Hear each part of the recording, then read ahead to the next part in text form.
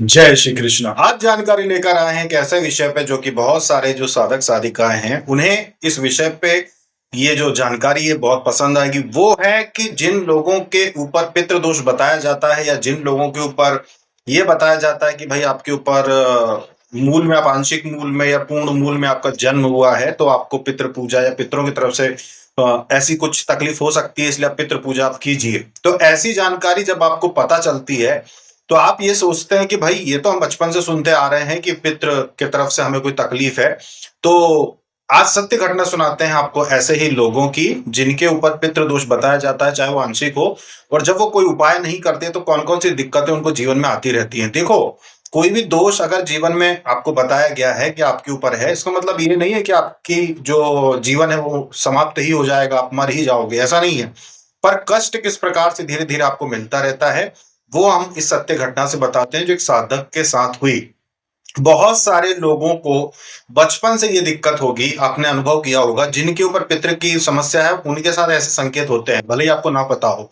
पर इस उदाहरण से आप समझ जाओगे जो हम दे रहे हैं कि क्या क्या लक्षण आते हैं जिनके ऊपर पितरों की समस्या होती है। जब बचपन से जब आप स्कूल में होते हैं, होश संभालते हैं और आप देखते हैं कि भाई स्कूल में बहुत सारे आपके साथ विद्यार्थी पढ़ते हैं, स्टूडेंट पढ़ते हैं और उनका सबका अलग अलग व्यवहार होता है। कुछ का आकर्षण बहुत ज्यादा होता है, किसी की बुद्धि बहुत तीव्र चल रही होती है और कुछ ऐसे होते हैं जो भले ही बुद्धि उनकी तीव्र ना हो, मध्यम हो, लेकिन उसके बावजूद भी शारीरिक रूप से इतने ज्यादा आकर्षक होते हैं कि सब उनकी तरफ झुकते हैं, अपने आप उनको सम्मान मिलता है। वहीं आप जब कुछ पढ़ाई करने का प्रयास करते हैं तो आपको याद नहीं होता, आपको बहुत ज्यादा ऐसा लगता है कि भाई सामने वाला ने भी उतनी ही देर सुनी वो चीज जितनी देर मैंने सुनी, पर उसको समझ में आ गई, मुझे समझ में नहीं आई। वो जवाब दे पा रहा है, मैं नहीं दे पा रहा हूं। तो इसका कारण क्या है? इसका कारण भी पितृदोष होता है। जिनके ऊपर पितृ की दोष की छाया होती है उनके साथ ये समस्या होती है कि उनकी बुद्धि भी धीरे काम करती है। हालांकि अगर वो बार बार उस चीज को याद करेंगे तो याद हो जाएगी, लेकिन उतनी तीव्रता से नहीं होती जितनी दूसरों को होती है। आपको ये लगेगा कि आपकी क्लास में बहुत सारे स्टूडेंट थे, भले ही आज आप 40 साल के हों, स्कूल के समय से आप अनुभव समझो कि स्टूडेंट बहुत सारे हैं, उसके बावजूद आपको अनदेखा किया जाता होगा, आपका आकर्षण नहीं बनता होगा।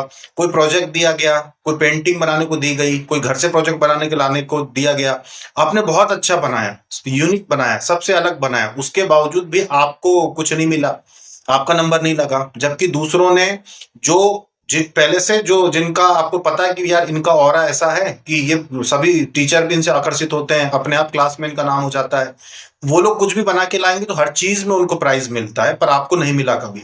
आप खेल कूद में गए, आप अपने घर के आसपास मैदान में खेल करते हैं, कोई भी चीज खेलते हैं तो वह बहुत अच्छा खेलते हैं, आप बहुत अच्छा, ऐसा लगता है कि आप बहुत अच्छे खिलाड़ी हैं। लेकिन जब स्कूल में कोई टूर्नामेंट हुए या आप किसी टूर्नामेंट में गए और जब आप वहां पर जहां पर प्रसिद्धि मिलना चाहिए थी वहां पर आप इस तरीके से वहां पर आप खेल दिखाते हैं, अपना प्रदर्शन दिखाते हैं कि हंसी उड़ जाए, आपको विश्वास ही नहीं होगा कि मैं ही हूं जो अपने घर के पास में जब प्रैक्टिस करता हूं कई लोग लड़कों के सामने तो बहुत अच्छा खेलता हूं। और आज वही लड़के हैं, वही सारे यार दोस्त हैं जो स्कूल के ग्राउंड में टूर्नामेंट में मैं खेल रहा हूं, सारे टीचर देख रहे हैं, सब लोग देख रहे हैं, तो यहां पर मैं ऐसे बिल्कुल आउट हो जाता हूं, एक रन बना के आउट हो गया या ऐसे ही आउट हो गया, या दौड़ने हूं, दौड़ है, दौड़ने के लिए जा रहा हूं तो जो लोग मुझसे पीछे रहते थे या जिन्होंने कभी साल भर प्रैक्टिस नहीं की और मैं रोज दौड़ता था उसके बावजूद मैं पीछे रह गया।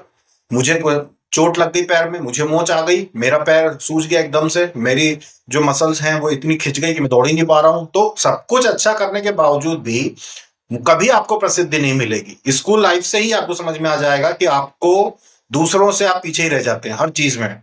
लोग ना आपसे आकर्षित होंगे, ना कोई ऐसा मौका मिलेगा कि आपको स्टेज पे बुलाकर कभी कोई उपहार मिले या आपको कोई प्राइज मिले।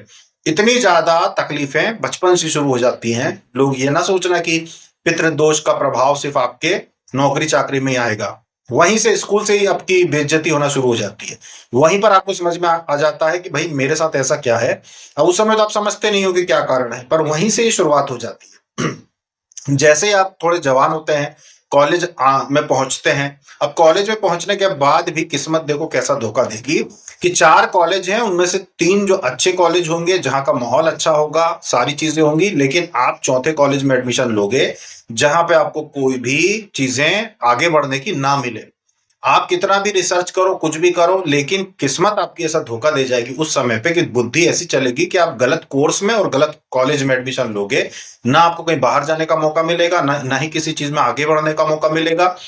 पता चला कि क्लास में 20 ही बच्चे हैं, दूसरे कॉलेज में तो 80-80, 90-90, 60-60 बच्चे हैं एक ही क्लास में। बहुत अच्छे-अच्छे घरों के बच्चे आके पढ़ रहे हैं, पर आपने ऐसे कॉलेज में एडमिशन ले लिया जहाँ कुछ था ही नहीं। तो मतलब आपको फिर कॉलेज लाइफ में भी यही होगा कि आप बस पढ़ोगे, डिग्री मिल जाएगी, पास हो जाओगे, बाहर निकल जाओगे कॉलेज से।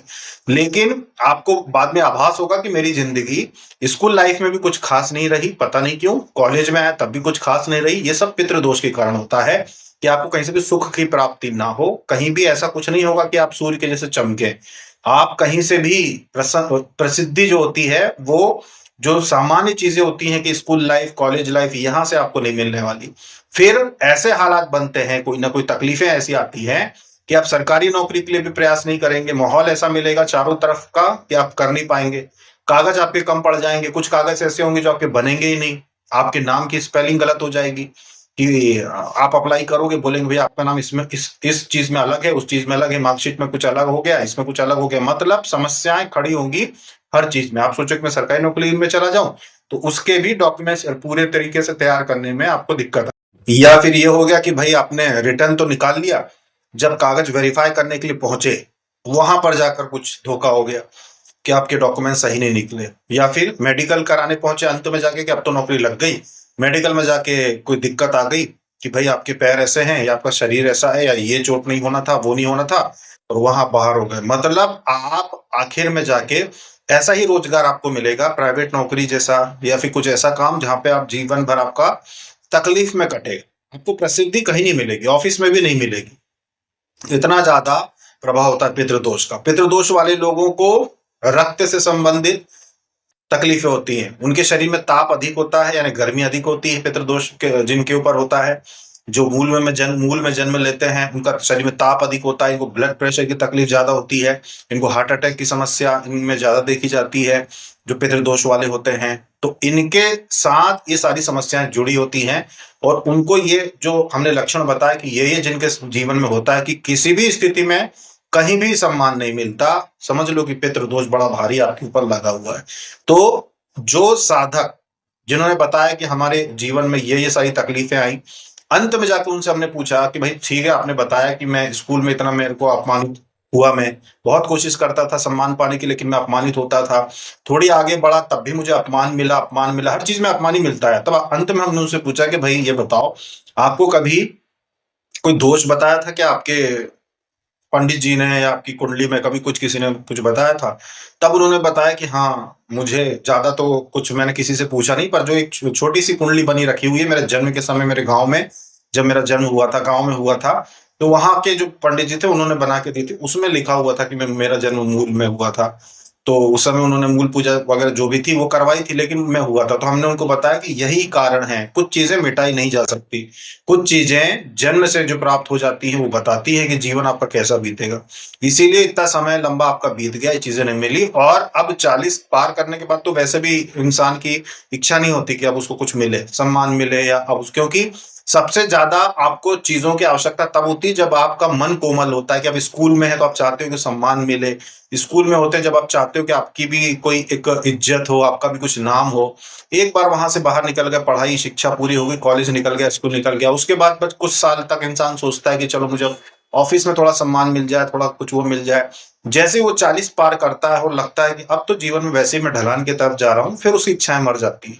तो कुल मिला के उसका जीवन ऐसी व्यर्थ चला जाता है, क्योंकि 40 के पहले जितना सम्मान मिलना चाहिए वो मिल गया तो मिल गया, बाद में तो फिर इच्छा भी नहीं रह जाती। तो ये सारी चीजें होती हैं जो लोग पितृ की बाधा से परेशान हो, या जो मूल में जन्म लेते हैं, पितृ बाधा जिनके ऊपर होती है, जिनके ऊपर पितृ बाधा होती है वही मूल में जन्म लेते हैं। यहाँ तक कि जन्म का जो सिस्टम है ना अपना, ये बहुत ही सोच समझ के बनाया गया है कि कैसे कर्मों के कारण कैसे दोष के साथ व्यक्ति जन्म लेगा। तो ये सारी चीजें होती है। इसीलिए जो लोग ये सारी तकलीफें जिनके ऊपर हो रही हो, भले ही आपको कुंडली आपने कभी नहीं बनवाई, आपको किसी ने कुछ नहीं बताया, पर अगर ये लक्षण आपके साथ हुए हैं तो फिर आपको इनकी शांति के लिए उपाय करना चाहिए। सबसे पहले तो श्राद्ध पक्ष चल रहा है, श्राद्ध पक्ष में आप सफेद वस्तुओं का दान करें, जैसे कि आटा है, आटा आप दान कर सकते हैं, चावल आप दान कर सकते हैं, ऐसी चीजें आप दान करें। जीव जंतुओं को भी खिलाएं, या फिर किसी भी मंदिर में या कहीं भी आप जाते हो, या फिर कोई तीर्थ जो जाते हैं लोग, परिक्रमावासी होते हैं, वो अगर उनको, आपको पता है कि भाई मेरे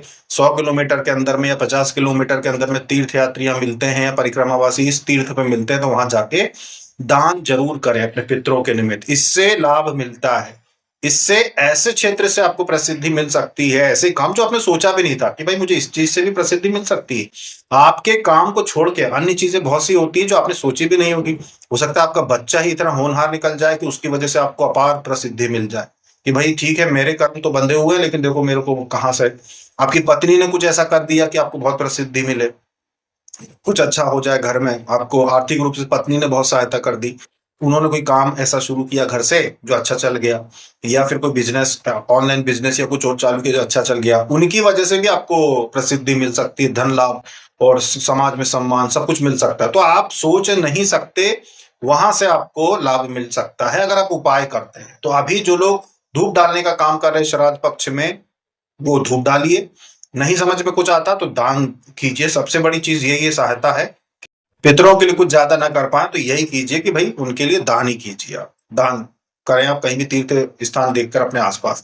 अभी अपने घर में श्रीमद आप चाहें तो श्रीमद भागवत का अध्ययन कर सकते हैं, घर में भगवत गीता का अध्ययन कर सकते हैं आप अपने पितरों के निमित्त। इससे भी आपको लाभ मिलता है।